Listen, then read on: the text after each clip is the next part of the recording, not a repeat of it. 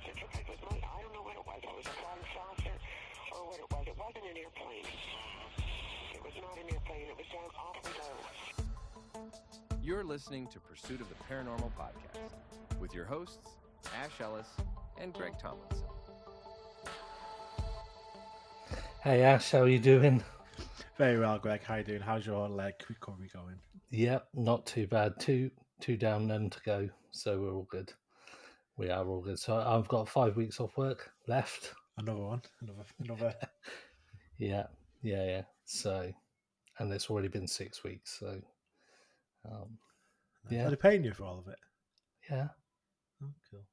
I've got to go back after 5 weeks rather than 6 weeks because we're on out sick pay. So I have to go back whether I want to or not. I ain't got time to go back to work, to be fair. So if anybody from work is listening to this, I'm really sorry, but I haven't got time to come back and work full time. I'm too busy. How have you been? Very well, very well. Looking forward to the next week. Yes. We've got some interesting trips coming up. That all came about quite weirdly last night, didn't it? On the we're recording this on Friday, and on Thursday night, so yesterday, we were doing a live on TikTok. I don't know what you call it, just a live. Yeah, on TikTok, with some haunted dolls, and then all of a sudden we've been invited to the King's Head in Chester, my haunted hotel, for a night out. So we're off there next Wednesday night. We are. We'll do some TikTok lives from the haunted hotel as well. Yeah. So last time we were at my haunted hotel, Ash, we had some pretty amazing experiences, especially in the brothel area with the big room, where we had. We've got the GoPro footage somewhere. I don't know if you must have it. Yeah, I've got it. Where we're sat at the table, like in the sort of a triangular position across the massive table, and all of a sudden the GoPro gets whacked from underneath under the table, and the table actually moves, which is pretty phenomenal. We had some interesting experiences. Loads happened that night. We did. I've been twice more, and nothing has happened. Okay. So it's been gutting. So I'm hoping this time. Now you're back there with me, hoping that brings out the spirits again. So that was such an eventful night. It was every room we went in, there was stuff happening. We had all these captures on the CCTV from the actual hotel, as well as our cameras and stuff. That was knocking at the door, non-stop action, like pretty much for 5 hours. So hopefully we'll get similar on Wednesday. Yeah, I hope so. So tonight we are joined by Laura and Ian from Haunted Echoes Ltd, a paranormal events team from the north of the UK, which for me currently is now not that far north because I'm turning into a northerner. So welcome along, Laura. Hi, thank you for having me. How are you today? I'm good, thank you. How are you two? Yeah, good. Very well. Good. Yeah, very good. Very good. We're just waiting for Ian to join us. I know he will be joining us throughout the episode, hopefully. Absolutely. So, Haunted Echoes. So you guys are based in the Blackburn area of the UK. Yep. Which, to me, I still don't really know where that is. But up north. Anything above Birmingham is north to me. Yeah. And then I lose where I am. So how long have you been going as a team? As Haunted Echoes, we've been going about 1.5 years now. Before that, we've all had other teams, been involved with different companies along the way.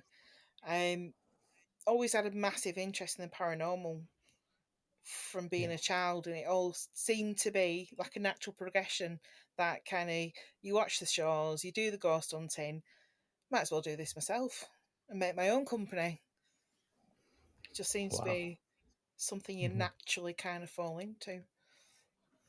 So you touched on that you had experiences from a young age.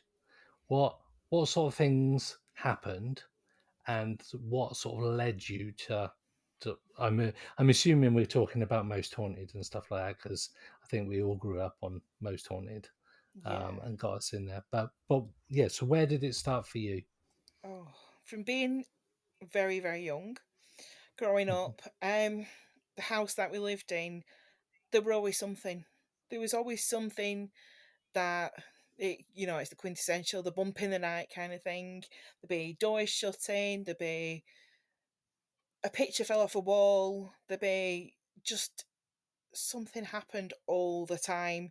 It'd be the thing of like going to the kitchen door, the cupboard doors are open, and it's like there were only myself and my parents. Well, I didn't do it, they didn't do it. There's no one else. And then it became normal. It was normal. It was something I was used to. So I thought personally, that was normal, and that's something that happened to everyone. It was only How old were you at that point? How oh, old were you at that point? I must be about 6, 7. It it was just routine. Where it's kind of like, well, my dad was a believer, but my mum wasn't. It kind of like we used to see things. Say, my dad saw a woman in the house one time, and obviously there was only 3 of us. And I said to him, "Did you see?" Yeah, yeah, okay, I saw that. And he's like, Shh, don't say anything to your mum. Right, okay, that's fine. It was normal. It was just how it was. So when you start watching the programs and you think, okay, well that's paranormal. So that's not normal. So what we've been experiencing isn't normal. So what is it? So you say it was just the 3 of you. What um did you confide in any friends? Because obviously you said it was like a normal thing. Was it something that you spoke to friends about in like the playground, that kind of thing? No, it was just something that I spoke to my dad about. Like I say, it was, did you see that? Did you hear that? And it's like, I heard that, and it was just a regular thing that happened all the time. Um, Smells. We used to get like cigar smoke and the smell of toast. For some reason, it always used to be every night at this certain time. The smell of toast, strangely, and it would kind of as soon as it had come, it had gone again. Very strange, very weird. Um, I've noted there's been numerous people lived in the same house since we've been gone from there. Obviously, I've left a long time ago, but no one seems to stay in that house very long, which is So strange. was it just in that house, or was any experiences kind of come with you in other places where you've lived? Strange, strangely, it was other places as well. Like I don't know. I think from that point, I started seeking out the different, the weird, the not usual kind of thing. So different places that you went to, and I started like looking for unusual, and then I started seeing things myself, like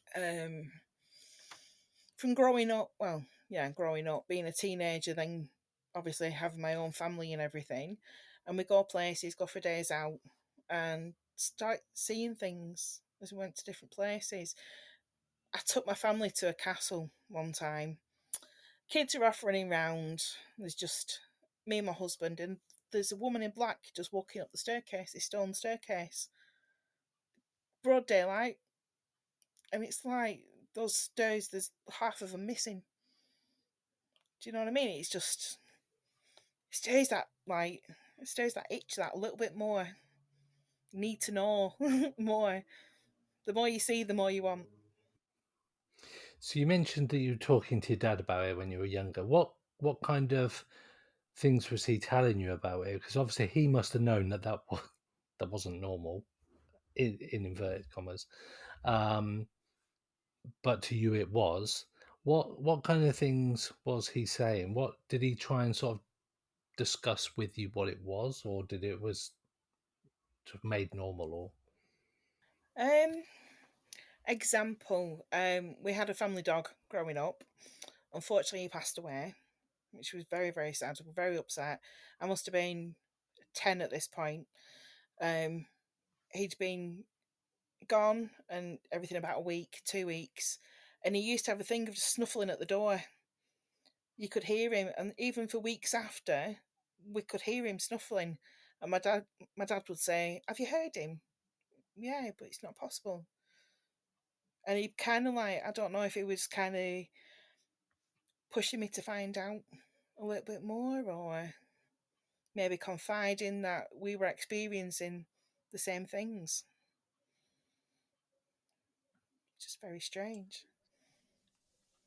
So about your family, kind of your family, as you've obviously moved around and lived in different places, and you mentioned the woman in the castle. Does other stuff happen with your family that they've seen? Is it something that you talk about with like your immediate family? Yeah, it is. Obviously, with working in different companies and having my own companies and everything, my children have been around it since they've been born. It's normal in my house. We talk about paranormal. We remove that fear and that it's scary and it's something you don't talk about. We make it normal and we talk about things. My daughter, my eldest daughter, she's only 10 and she's experienced things and she's told us things. There's so much. Like, my mother-in-law passed away a few years ago, really upset and everything. And one night she came to us, she came running down the stairs, her and her cousins, and she just said, "We've just seen Nana." Nana's just appeared in the doorway because all the kids were over, all the family was round, all the adults were downstairs, all talking like you do, all the kids upstairs playing in the bedrooms. They all came flying down, floods of tears. So we separated them off. What's happened? We thought there's been some kind of big argument or they've been fighting. Separated them off and they all told the same story, that they've seen Nana. But it's not something that my kids find scary. In fact, they all want to go ghost hunting. It's they funny all want to to say join that. me. And it's like, you're a little bit too young yet. It's funny to say that. So, so I'm staying with Sarah and her kids. They picked up like a spirit box chat thing, the phoneticon we got, and it reels off the words. And one of the first words that came through was the word Adam. So they'll come in one afternoon from school, and we've got these haunted dolls out, and they go, "Can we go and get Adam? Can we go and get Adam?" And they call it Adam, and they're there. I sent a picture to you, Ash, didn't I? And the little girl, she's got the dowsing rods out. We're doing like questioning with the dowsing rods. They've got the little spirit box thing. It freaks them out, bless them. They won't go upstairs on their own afterwards, but they're massively excited about it. And they're like, "Yeah, I want to go. Can we go somewhere?" That's brilliant. So it's good to hear. So when you said about it being normal, as it were, in this house, it's normal. Yeah. So I've got a paranormal background. Sarah's got a massive paranormal background. So we kind of we discuss it and we watch programs and we watch all the like YouTube stuff. So yeah. I get what you're saying about the whole just sort of making it normal now, and I think the kids they do find it fascinating. When I was a kid, it used to freak me out, something chronic, and I remember watching a horror film when I was little, and I couldn't sleep properly for months, and the whole thought of ghosts used to frighten me. Really did frighten me. And as I've got older, I've obviously realised that they're real, and it freaks me out even more potentially. But you have a more educated view of it when you're a bit older. So when you said about the normality of it and your kids are getting into it, that's really cool. What did they make of the fact that they saw their nan in the doorway? I think once they'd had that initial kind of like, a gasp moment, actually, they took my torches out my kit. My kit's literally all in a bag. They got my torches and they were off. They're gone. And it's kind of like, we need to find more. And I'm like, hang on a minute, I need those. So it's like my K2s are gone, my cat balls are gone, and my torches are gone. I'm like, yeah, I need them back. They do that regularly, though. They kind of turn all the lights out in the house. I've got 4 kids, but there's only 3 that's old enough to do this. They do take my torches off and they do take my kit off, and they go and investigate, which I absolutely love. So when did you kind of make that step to kind of investigate, from having that interest and kind of experiences to kind of doing investigations, which obviously then led on to Haunted Echoes and the other groups you've done? What made you want to sort of be part of the investigation side of things? I went on a couple of ghost hunts with various companies. I was watching what they did, and some of it just didn't feel right to myself, and I thought, I can do this, but I can do this better. I can put my touch on things. I can take that drama away. You don't need all the screaming, you don't need the shouting. It's just, let's do things properly, which is what Haunted Echoes is. It's an honest, down to earth company. Let's just remove the Hollywood from things. So kind of talk us through a typical Haunted Echoes night, kind of types of things you do and that with the guests. Okay. If we have guests, well, usually we'll land at a location, say around 7:30. We'll get in, take our kit in, get everything set up. Then I'll encourage the team to go out and investigate. Go and have a look round. Go and familiarise yourself. I'll put my teeth back in with the area. Know where you're going, and just feel comfortable. It's important to me that my team feel comfortable with where they are. I don't want them to be nervous. I want them to enjoy the night, and then get to 9:15, start letting guests in, do a welcome. I like to start with a seance. I love the Victorian kind of, take it all the way back to where it all began. I love the Victorian seance. So I'll get everyone in a circle, break that ice, because it's deathly silence. It's like being in a doctor's surgery. Nobody speaks at first. So I'll get sick of hearing the sound of my own voice. And it's kind of like, right, come on, let's throw a couple of jokes in there. And everyone starts chuckling away.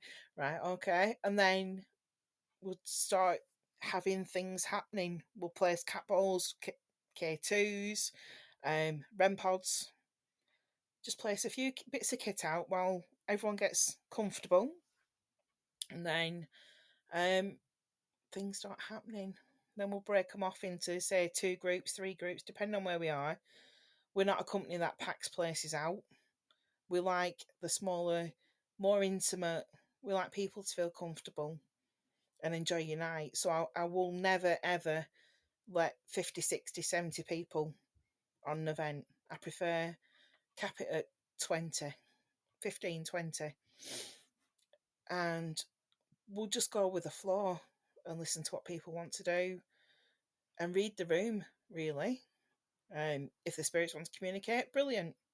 We'll do a Ouija board sessions. We'll do watch and wait, asking out, things like that. We'll just go with whatever they want to do, really. And then if we've got time at the end, then we'll do free time. So people can go off and investigate, take our kit, and go and do what you want to do. Obviously, the team will be around if you need us, but most of the time they're just that excited to go off without team. And then all too soon, it's time to go home.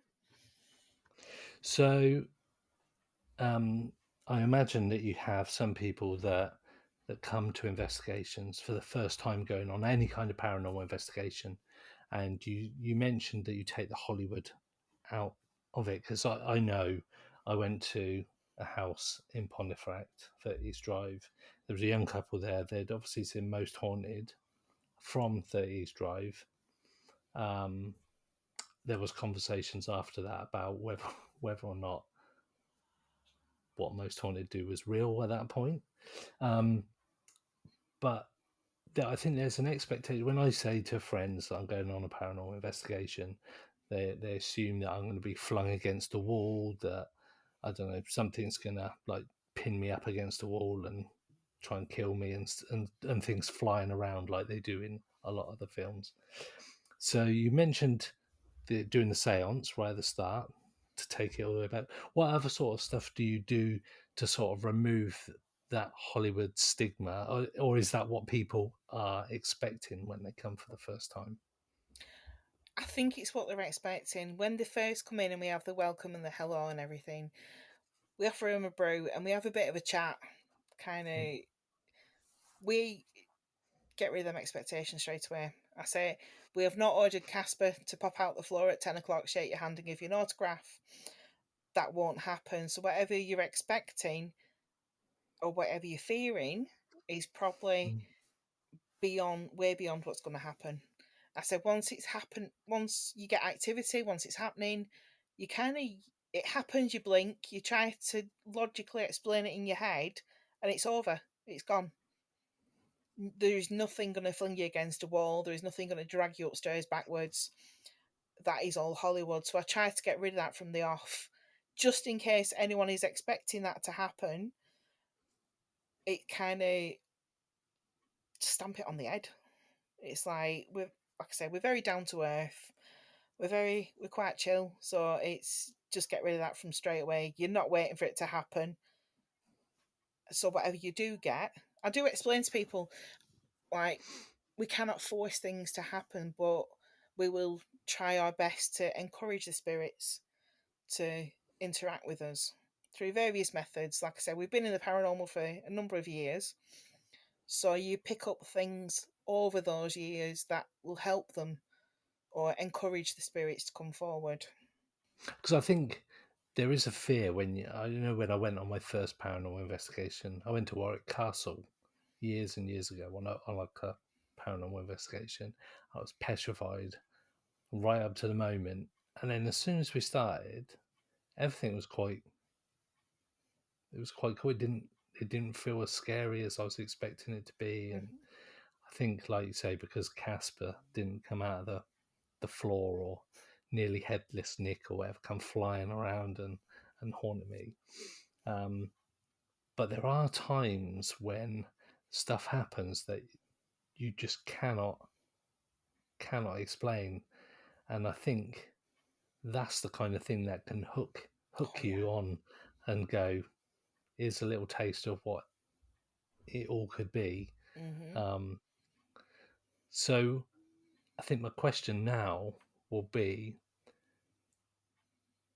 what piece, or you mentioned that you do stuff that encourages spirits. What experiments or what things do you do on a night do you feel that give you the best sort of evidence?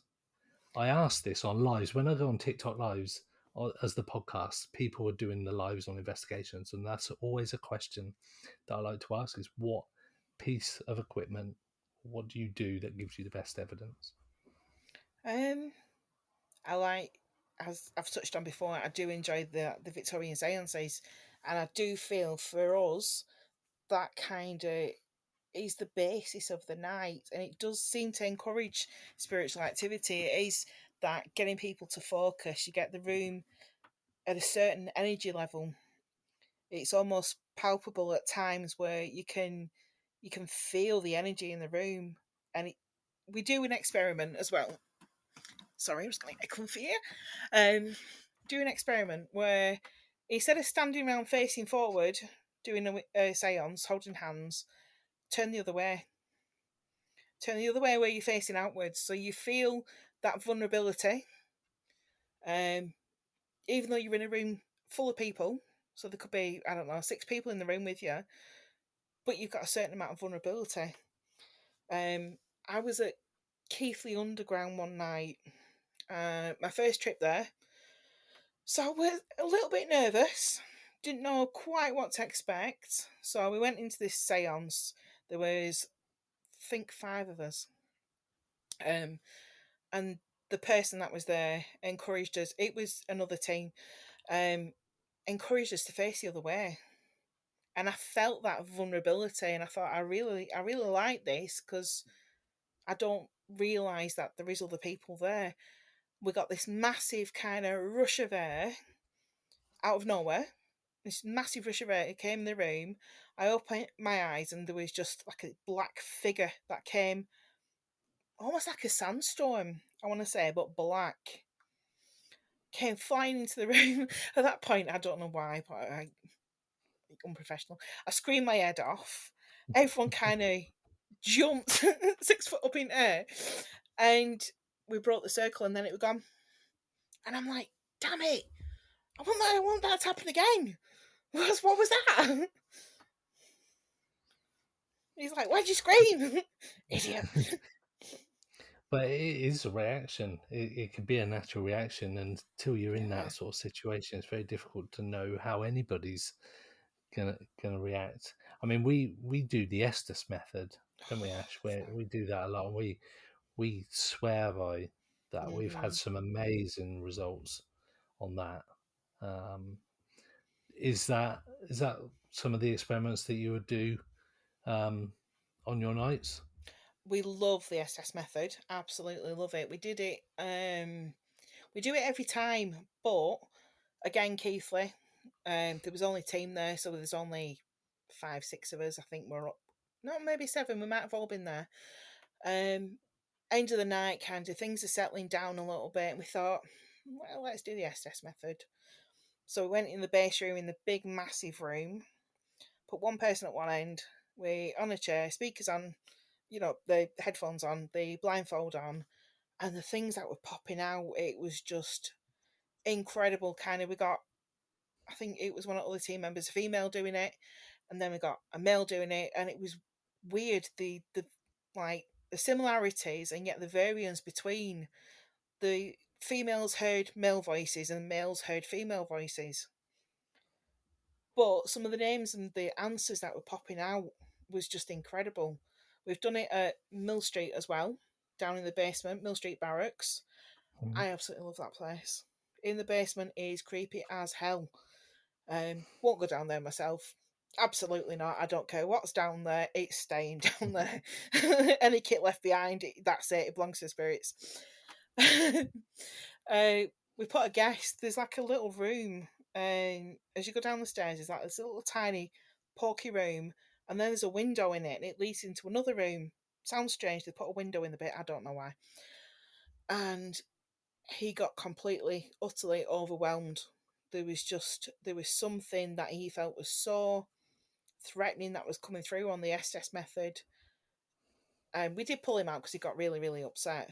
But part of me was like, oh, I wonder what happens if we carry on. I wonder what else we're going to get. And it just sparks that thing. It's very addictive. Oh, yeah.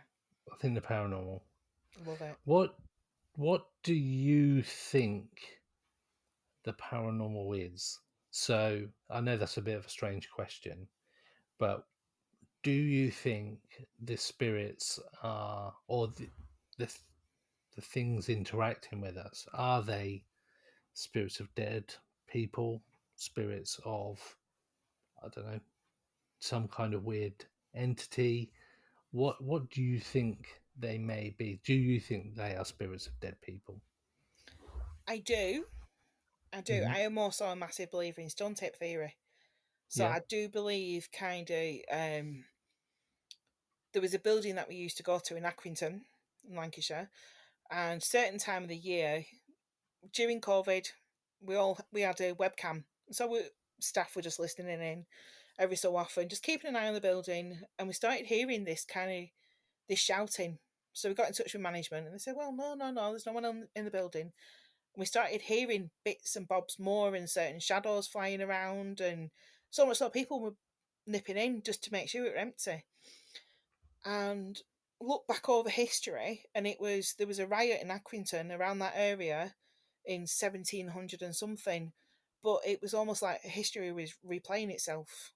The shouting, it would be the riot, and just kind of linking bits together. But going back to your question, I do believe that there is spirits of dead people if they're going about the business, or you do get intelligent ones who will interact with what you're asking, like go and touch that ball, the ball lights up, things like that. I just find it fascinating. So what's kind of the most, I don't want to say exciting, but most kind of active kind of night that you had with your group? Kind of what's like sort of tell us about that? Anyone in particular? Right. About 4 years ago, I used to work for Most Haunted. We went to Shrewsbury Prison, and my first time there. I've been dying to go there forever. Absolutely loved it. So, like an idiot, I went into A Wing, which is this massive. I don't know if you've ever been. It's 4 floors. I think you've got 100 cells on each floor. I went in like Billy Big Bollocks. Went in and thought, right, come on, I'm here now. Come and do something. Blah blah blah blah blah. And I got a cell door slamming, and it was like do do do do do do, and I'm like, I'm hot tailing it out of here, and I'm going to come back with my team when I'm feeling a little bit braver. And I did, and I went back there numerous times after that. I absolutely love that place. I love everywhere I go, but that is like one of my favourites. I like prisons, I like courthouses, I like police stations, I like correctional kind of. The energy is going to be more heightened. You think all that kind of aggression, that worry, that fear, it's got to go somewhere. Yeah, that's you're the second person who's mentioned Shrewsbury Prison. Sarah and the girls had been there a couple of weeks ago and had some weird entity or some voice appear on camera. So yeah, Ash, we need to get there after the hotel. It just so happens that we're going there in 31st of May. That the team are there again. So first place I'm going is A Wing. Yeah, Unfinished business. Yeah. Have you been to any other prisons? Investigated any other prison? Well, we're trying to get another prison later this year. We're trying to get shipped to Mallet, but I've been to Bolton Police Station, which is so active. It's still got the courthouse there, all the cells are there, and we used to have in another company, Accrington Police Station and Courts, which was just creepy as hell. The amount of times like I used to go in, like I say, I used to work for Most Haunted in previous years. And the amount of times I used to go in during the day and go and have to open up, say, for a 12-hour. So you get there for 10:30 at morning, 11 o'clock, and you think it's during the day, it's bright, it's sunny, beautiful day. You put that key in the lock and you turn it and you can hear voices and you can hear heels on towel and you can hear moving around, you can hear doors shutting. It's kind of like, I'm going to wait for other people to come because there's no way. There's no way in hell. It's an interesting point, actually. I know everybody goes on investigations at night, but do you feel that places are still as active during the day? Absolutely. Yeah.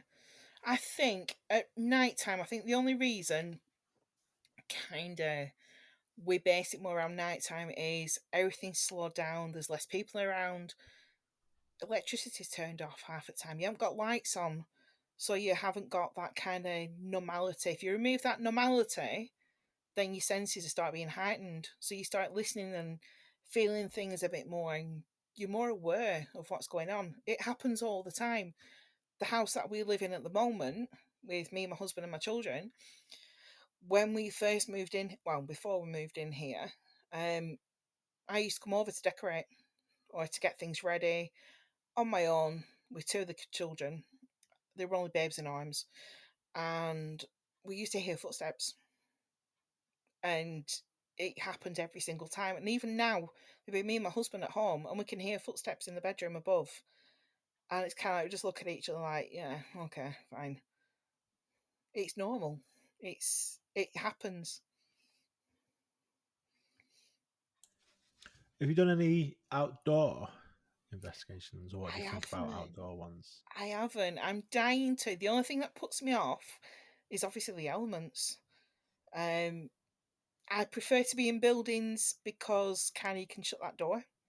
There's no one else around you. You know it's secure. You know it's safe. There's no rain. There's no wind that you have to kind of like, rule out. from certain noises, and there's no voices or anything. It's just you and the spirits. But yeah, I'd love to do or try something outdoors, maybe a forest or something.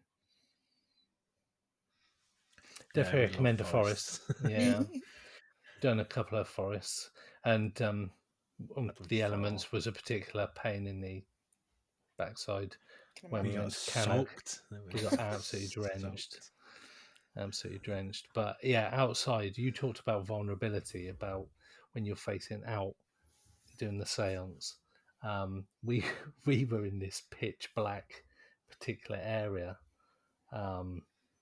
and everything went deadly silent when the lights went down, when the sun went down, all the birds stopped. It was like we'd been transported into this sort of weird dead zone, and it was freaky. And we were doing the Estes method. Ash was like, somebody was having a conversation with Ash, or with somebody else in Ash's ears, the name of a person. I asked a question and said, who can you name one of the group? There was only 3 of us. And as the person walked past Ash, he said, like, Abby. I thought, wow. And it just got darker from there, and it got to a point. That was the name of the person. Wow. Yeah, that was the name of the person. And it got really weird and dark, and it was just like, not really feeling you. Obviously, you would be able to explain it better, but we got to a point, and we all agreed that was the moment we had to sort of pack up and go. And we sort of, it was horrible. Mm-hmm.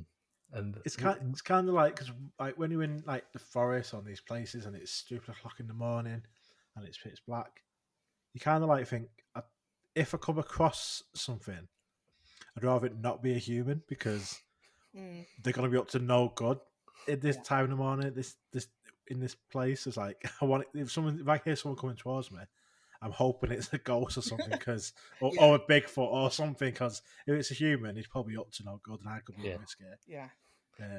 Very good point. Weird feeling. So we were in Delamere Forest, weren't we? Doing UFO. Yeah. So you know Danny Moss. Yeah. So we went out with Danny Moss and recorded an episode of one of his programs, the Paranormal Investigator at Delamere Forest, where we introduced him to sort of some the UFO side of the paranormal, didn't we, Ash?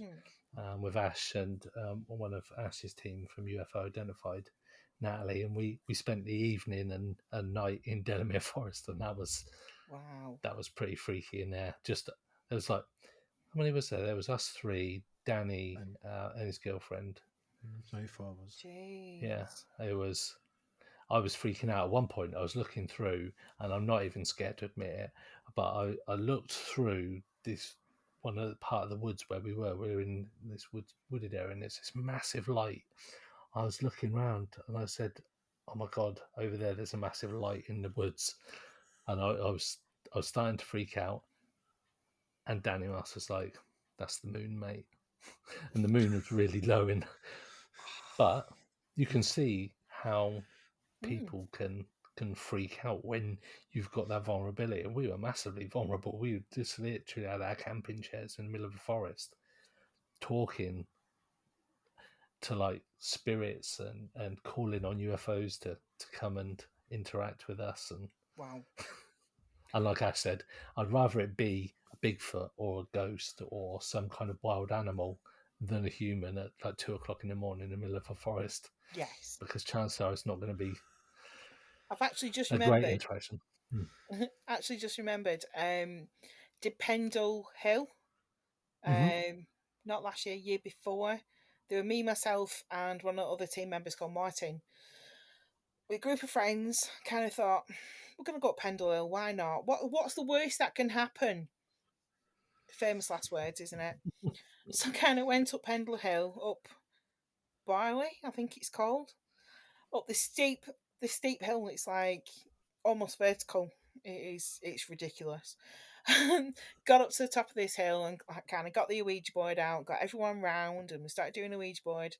And we thought, it's a bit quiet, we'll carry on walking.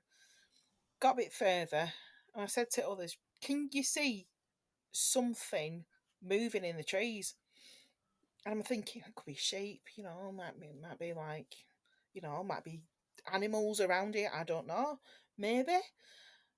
Got everyone round in a seance, and we started seeing more things moving. Like you say, human. You think, I don't really want a human walking around because I don't know what they're expecting to do. Some dodgy people. And everyone started seeing kind of shapes moving, but it weren't just like one place, it was here, there, and everywhere.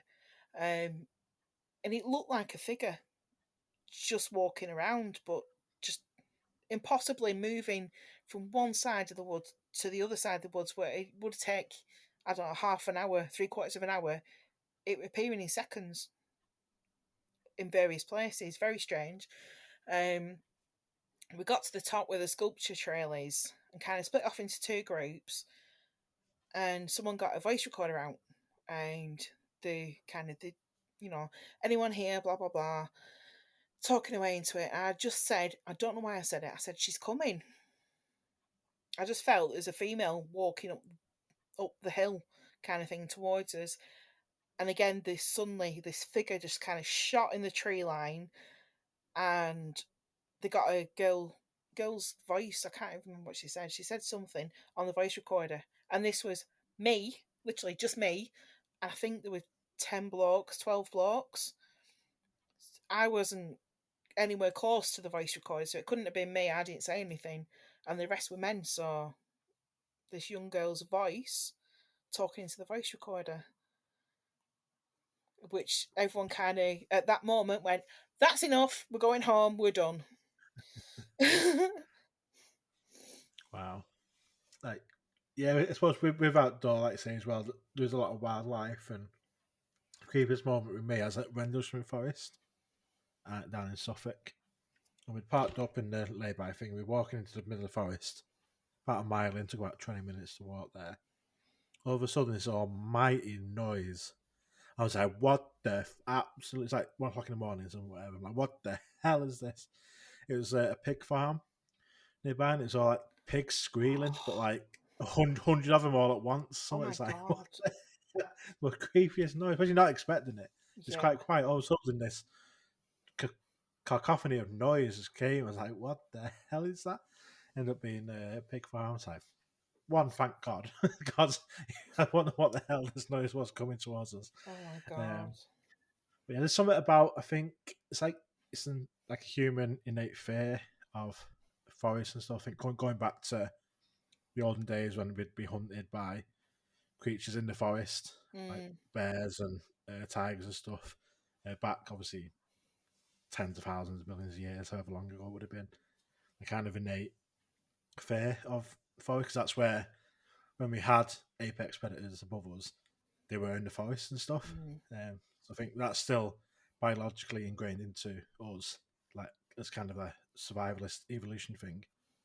So that vulnerability is definitely there, especially at night. Like I say, when it's quiet, everything just goes quiet. Or you get points where, like Greg said, so there's all these bird noises and stuff like you get, and then it just went silent. You're like, why have the animals gone silent? What the hell is happening? Oh like you could just hear your own breath, and that was it. It was just like, this is creepy. It's just then this fog came in over this, like through the trees and stuff. This fog is like, okay, I think this is the point where we get out of it, because this doesn't feel right anymore. Like, we all felt it at the same time. It's kind of like the vibe changed. I kind of felt that kind of instinct to run. And we actually hold ourselves from not running, because it's like a narrow path walking back with like drops on either side. And I was at the back. I'm kind of like just literally couldn't see anything. There's no lights. So literally shining the torch on the floor to see where your foot's walking next. And it's like, okay, don't run. Just like this, like this fast walking, not being able to see. Can't see anything either side. I was at the back, and I was like, I had that urge to turn around. I was like, I'm not turning around. I don't want to look what's behind me. It's just head down, torch on the floor, watch the feet in front of me so I don't kick into him, and just walk back to the car as fast as we can. But I love it. Yeah. There was a really freaky moment, and it was, like you say, not wanting to run but not running was the weirdest. And then where we were there'd been reports of like black-eyed children, portals, all this kind of stuff. So I was looking around going, I hope I don't see a set of eyes looking out at me, Oh, a otherwise couple of I am kids, running. God. couple But of kids stood in front of us, like, oh, Jesus Christ. yeah, 1 o'clock in the morning in Cannock Chase is not where you want to be seeing kids. No. Interesting. I just want to go back to where you said about like the Victorian stuff and the seances. Is something that fascinates me, and the fact that removing technology as well. I know Mm-hmm. we use a lot of technology now to sort of try and further our sort of exploration of the paranormal. But you look back, say, 100 years ago, 200 years ago, when Victorian parlour games and such like and seances were a big thing, and people embraced talking to the dead. That was part of their entertainment. Obviously, we got Sky TV and all that kind of PlayStations now, which when you speak to some of those and see some of those TV programs, it is like they're all dead. But I just wonder, what do you think? This goes out to both of you, actually. Um, what do you think changed societally that meant we've gone from talking and trying to communicate with the dead as part of our own entertainment to now it being seen as this scary thing that weirdos do? If I say I'm going out ghost hunting, people are like, that's a bit weird. They're not frightened and stuff. Whereas back then it was actually embraced and people would come round and it would be a social gathering. I just wondered what, as we've just been talking about all this stuff, what you think has caused it. Is it Hollywood? Is it Hollywood that's caused this shift in our perception of the paranormal being scary rather than something to sort of embrace? Me personally, I think so. Mm. I think, films like Paranormal Activity, Mm. just Great movies like film. The Exorcist. It's one of those where you watch it to be scared, so you automatically link the paranormal is scary. Me personally, like I say, I like the Victorian side, but various other members of the team like the technology. So we do kind of go together really well. They can prove to me using technology that what we're experiencing is actually happening, and I can tell them, I don't know, I can hear a noise in that corner.